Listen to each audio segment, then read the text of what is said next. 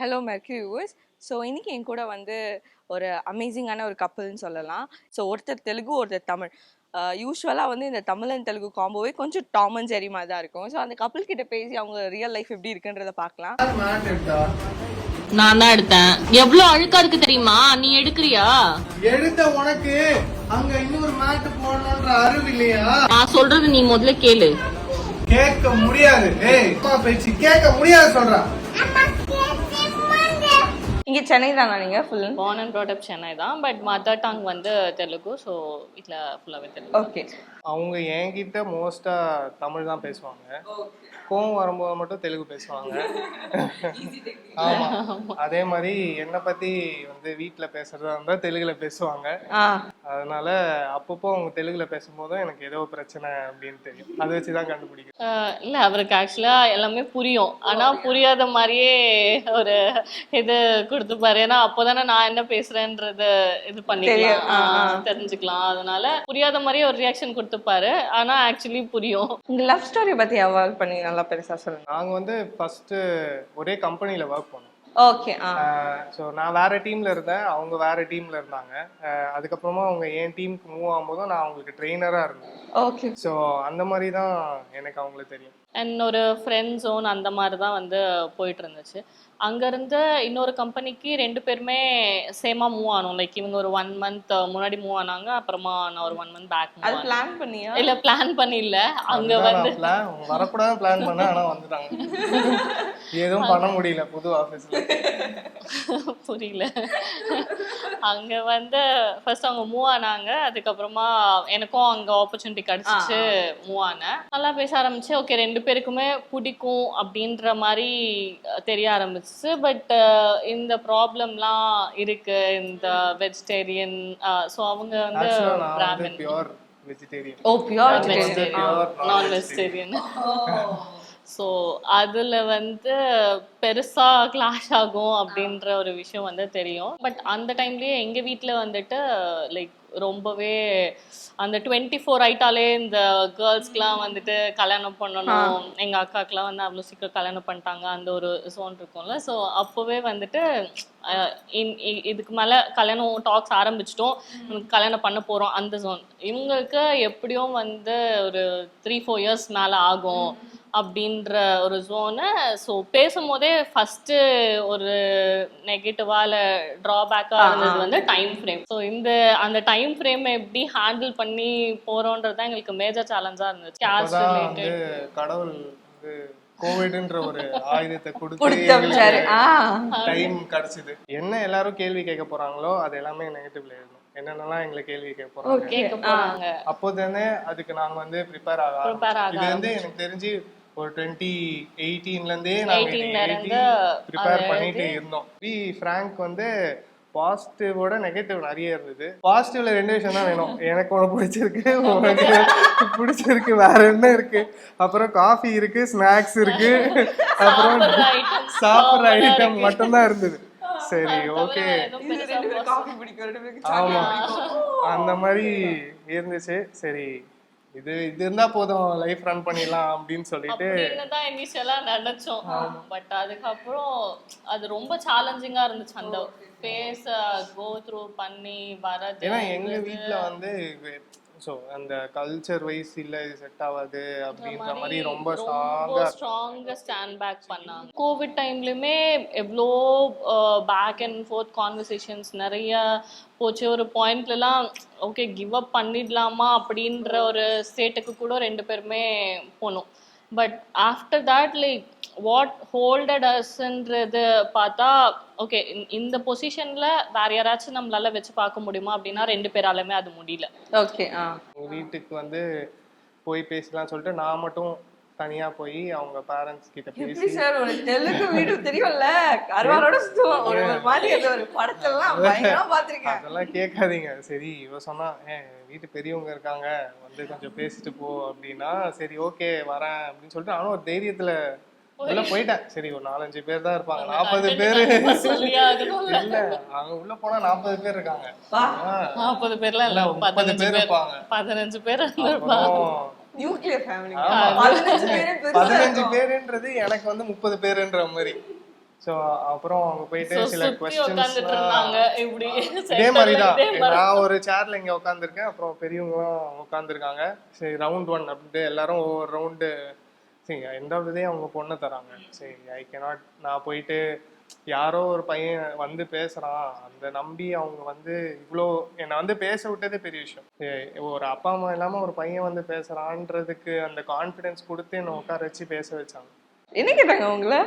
First என்ன கேட்டாங்கன்னா, எப்படி பொண்ணு தெரியும், எங்க பொண்ணை பத்தி ஏதாவது சொல்லுங்க, உங்களுக்கு என்ன தெரியும் என் பொண்ணை பத்தி, அதுக்கப்புறம் உங்களை பத்தி சொல்லுங்க, உங்க வீட்டை பத்தி சொல்லுங்க. நாங்க அப்புறம் எவ்வளவு சம்பாதிக்கிறீங்க, என்ன என்ன ரோல்ல இருக்கீங்க, ஸோ இது எப்படி நீங்க ப்ரொசீட் பண்ண போறீங்க, இப்போ உங்க வீட்டில் இந்த மாதிரி சேலஞ்சஸ்லாம், உங்க வீட்டில் என்ன சேலஞ்சுன்றத ஃபர்ஸ்ட் கேட்டாங்க.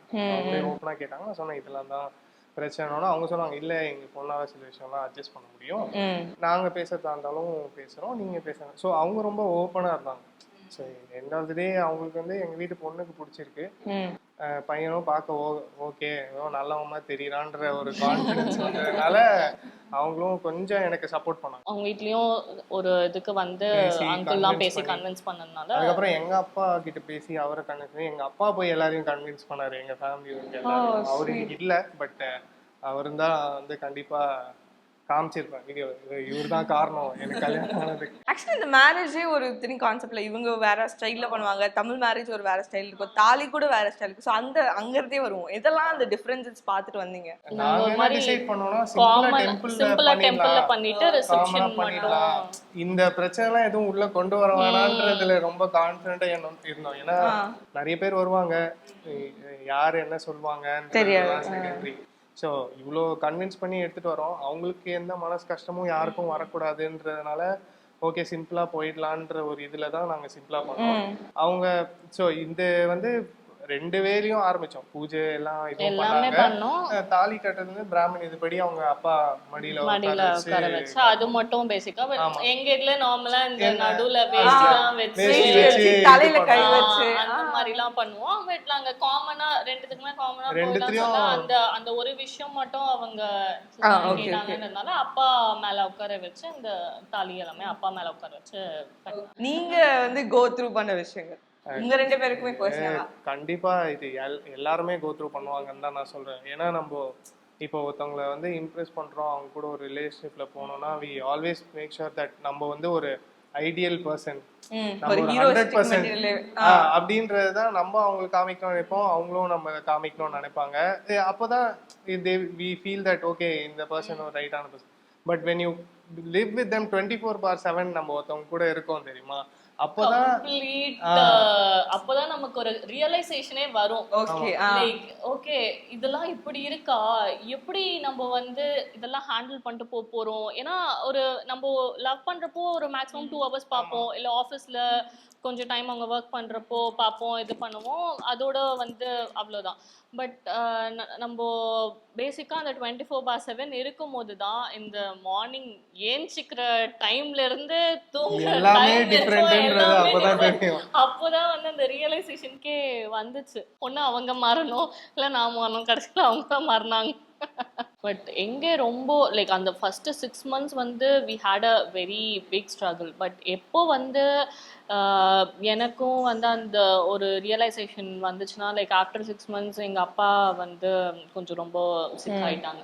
லைக் அப்போ இவங்க பண்ண அந்த சப்போர்ட் அண்ட் லைக் அவங்க எங்க ஃபேமிலிக்காக நின்னது, அது எல்லாமே லைக் அந்த டைம்ல ஓகே நமக்காக இவ்வளோ ஸ்டாண்ட் பண்றாங்க அப்படின்னும் போது நம்ம சில விஷயம் விட்டு கொடுத்து போறதுல தப்பு இல்லை. ஸ்லீப்பிங் பாயிண்ட் பாத்தீங்கன்னா நான்லாம் 10 மணிக்கெல்லாம் தூங்கிடுவேன். ஹையஸ்டே எனக்கு 10 மணி தான். அவங்க வந்து 10 மணிக்கு தான் அடுத்து என்ன பண்ணணும்னு யோசிப்பாங்க. இப்போ 12-1 வரைக்கும் இது பண்ணலாம் அப்படின்ட்டு. சரி நானும் ஃபர்ஸ்ட் இல்லை அப்படின்னு சொல்லிட்டு நான் படுத்துடுறேன் அப்படின்ட்டு. அதுக்கப்புறமா நானும் சரி ஓகே டைம் ஸ்பெண்ட் பண்ணோம், அதுதான் நமக்கு இருக்க டைம்ன்றது வந்து ஒரு ரியலைசேஷன் ஹிட் ஆச்சு. ஏதோ ஒரு பாயிண்ட்ல உங்களுக்கு உங்க 2 பேருக்கும் மாறுமே தெரிஞ்சுக்கும், இந்த பொண்ணு ஒரு தெலுங்கு பொண்ணு பாருங்க, தமிழ் பையனா இருக்கான்ப்பா அப்படின்னு. நம்ம செய்யற ஆக்டிவிட்டிஸா இருக்கலாம், லாங்குவேஜஸா வாட் எவர், ஆனா நம்ம ஒரு இடத்துல ஃபெல் பண்ணிருப்போம்ல. 24/7 எப்போ கொடுத்தாலும் சாம்பார் சாப்பிடுவான். சாம்பார் தோசை. எனக்கு வந்து டிஃப்ரெண்டான திங்ஸ் ட்ரை பண்ணணும், டிஃப்ரெண்டா ஏதாவது பண்ணணும். அந்த மாதிரி லைக் சாம்பார் இருக்கா, இட்லி இருக்கா, தோசை இருக்கா, அந்த மாதிரி. எங்க சைட்ல வந்து இட்லி குருமா குருமா சாப்பிடுவோம். அவங்க அந்த காம்பினேஷனே வந்து பிடிக்காது. யாரா இட்லிக்கு குருமா சாப்பிடுவாங்க? நாங்க யூஸ்வலாவே வந்துட்டு இந்த இதுக்கு திருப்பதிலாம் போனா எங்க வீட்ல வந்து நாங்க ஒரு 30 people சேர்ந்து தான் போவோம். அந்த ஒரு குரூப்பா போவோம். அண்ட் 4 days நாங்க அங்க ஸ்டே பண்ணுவோம். என்ன பண்ணுவோம் என்னெல்லாம் தெரியாது. ஒரு நாள் தான் தர்ஷனம் இருக்கும், இல்ல மேக்ஸிமம் 2 days தர்ஷனம் இருக்கும். ஆனா 4 days ஸ்டே பண்ணுவோம் டிஃபால்ட்டா. பட் இவங்களுக்கு வந்துட்டு அந்த 1 day போயிட்டு வரதே செம்ம சேலஞ்ச். ட்ரெயின்ல போவாங்க, காலைல போவாங்க, தரிசனம் பார்ப்பாங்க, சாயந்தரம் இறங்குவாங்க, பஸ் பிடிச்சி அது தமிழ்காரங்க. தெலுங்குக்காரங்க போயிட்டு வந்துடலாம்ப்பா ஒரு 2 days அப்படின்னாங்க. நான் கேட்டேன், ஏய் 2ன்னு சொன்ன மாதிரி இருக்கே. ஆமா 2 நாள். 2னா லைக் திருப்பதியில தங்குவீங்களா? அந்த ஃபெசிலிட்டி இருக்குன்னே எனக்கு தெரியாது. ஃபர்ஸ்ட் தங்க முடியும்னே எனக்கு தெரியாது. என்ன 2ன்னு சொன்னாங்க. தங்குறதுக்கு எங்க போவோம்? திருப்பி கீழ் திருப்பதி வந்துட்டு போனோமா? அதெல்லாம் மேலேயே இருக்கு. மேல இருக்கா? எனக்கு தெரியாது. இல்ல தங்குவோம் நாங்க 4 days தங்குவோம். 4 days தங்குவீங்களா? திருப்பதியில 4 days தங்க என்ன இருக்குன்னே ஃபர்ஸ்ட் எனக்கே புரியல. அது ஒரு ஃபேமிலியா தான் அவன் சொன்னான்ல, அவங்க நியூக்ளியர் ஃபேமிலி. இது இந்த தமிழ் தெலுங்குன்றது அந்த இதுலயுமே நிறைய டிஃபரன்ஸ் வந்துச்சு. ஏன்னா இப்ப இங்க ஃபேமிலி ஈவெண்ட்ஸ்ன்னு வரும்போது ஜென்ரலா நார்மலா ஒரு பர்த்டே அப்படின்னா கூட நாங்க ஒரு 30 people 40 people இல்லாம இல்ல. அவங்களுக்கு வந்து மேக்சிமமே 5 தான். இதெல்லாமே எங்களுக்கு ஒரு செட் ஆஃப் ப்ரொசீஜர்ஸ் வந்து நிறையவே இருக்கு. இந்த மேரேஜ் அப்படின்னாலே அந்த லைக் பெரியவங்களுக்கு கும்புறது, பேரண்டால்னு சொல்லிட்டு ஒரு ஃபங்க்ஷன். ஸோ இதெல்லாம் இவங்களுக்கு சொல்லும் போது ரொம்ப அவங்களுக்கு புதுசா இருந்துச்சு. என்ன வந்து நீ எதுக்குமே வரல, 9 நாளங்கு ஒரு நாளும் கண்டிப்பா வரணும்னு சொல்லிட்டாங்க. நான் வந்து சரி ஓகே நலங்க போனா இப்படி தடவிடுவாங்க, அமுச்சிருவாங்க அப்படின்னு சொல்லிட்டு ஆபீஸ்ல இருந்து நேரா போறேன். கரண்ட் போயிடுச்சு. சரி என்னடா கரண்ட் போயிடுச்சு, நம்ம வழி தெரியும் ஏறி போயிடலாம்னு சொல்லி மேலே போறேன். எல்லா இடத்துலயும் கருப்பா உருவம் நிக்குது. என்னடா உருவம் நிக்குது, எல்லாரும் ஏதோ இருக்காங்க போல, நிக்கிறாங்க போல. எல்லாரையும் டைவர்ட் பண்ணி ஃபர்ஸ்ட் ஃப்ளோர் போனா உள்ளேயே போக முடியல, இடிக்குது, எல்லாம் நிக்கிறாங்க போல. என்ன வெளில நிக்கிறாங்க, கரண்ட் இல்லைன்னு காத்து வரல போல. நம்ம கரண்ட் வந்துருச்சு. பார்த்தா அந்த ஹால் ஃபுல்லா ஆள் நிக்கிறாங்க. எனக்கா சடனா கரண்ட் போய் வந்தோன்னு இவ்வளவு பேர் நிக்கிறோன்னா அப்படியே ஒரு மாதிரி பேனிக் ஆயிடுச்சு. அவ்வளவு பேரை பார்த்ததே இல்ல. ஒரு 20 பேர் நிக்கிறாங்க. நான் கூட அந்த இடத்துல நிக்கும்போது ரொம்ப ஒரு மாதிரி இதாயிடுச்சு எனக்கு. ஏன்னா இந்த ரூம்ல பார்த்தா ஒரு 10 பேர் இருக்காங்க, அந்த ரூம்ல பார்த்தா அதுவே 2 BH. யூஸ்வலாவே அந்த வடவம் ஃபங்க்ஷன் கொஞ்சம் கிராண்டா தான் பண்ணுவோம். லைக் அந்த மேரேஜ் ஈவெண்ட்ஸ்லயே வந்து அந்த வடவம் ஃபங்க்ஷன் வந்து அட்லீஸ்ட் ஒரு 100 people ஆச்சு கூப்பிட்டு தான் பண்ணுவோம். அவங்க வந்து அங்க இருக்கிறதுனால அவங்க பியூர் தெலுங்கு. 2 பேரும் அந்த கான்வர்சேஷனே அவங்க தம்பின்னு சொல்லி கூப்பிட்டுட்டு பாபு பாபு அப்படின்ட்டு பேசிட்டு இவன் வந்து புரியாத தெலுங்குல இவன் ஒண்ணு பேச, அவங்க புரியாத தமிழ்ல ஒண்ணு பேச பண்ணா இருந்துச்சு. இப்போ அவன் பிறந்ததுக்கு அப்புறமா தான் இவனுக்குமே வந்து சில டைம்ஸ்ல வந்துட்டு அவங்க கிட்ட கன்வே பண்ணும் போது தமிழ்ல கன்வே பண்ண அவனுக்கு புரிய மாட்டேங்குது.